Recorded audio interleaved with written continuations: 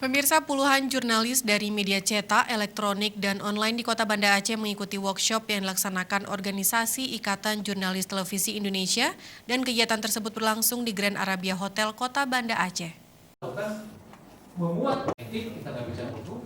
Workshop yang mengusung tema Hoak Musuh Kita Bersama tersebut diikuti oleh puluhan jurnalis yang selama ini melakukan peliputan di Kota Banda Aceh.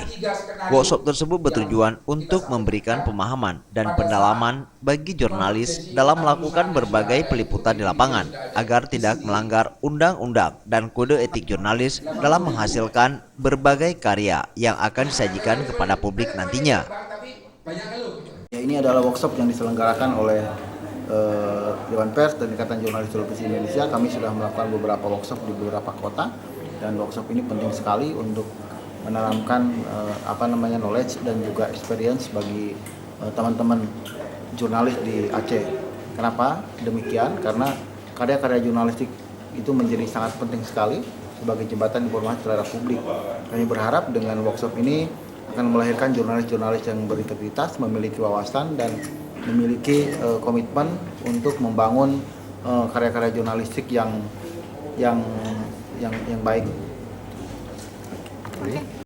Kemudian kenapa dia berhenti? Karena dia udah aktif di Newsflare. Ternyata memang penghasilannya ini juga.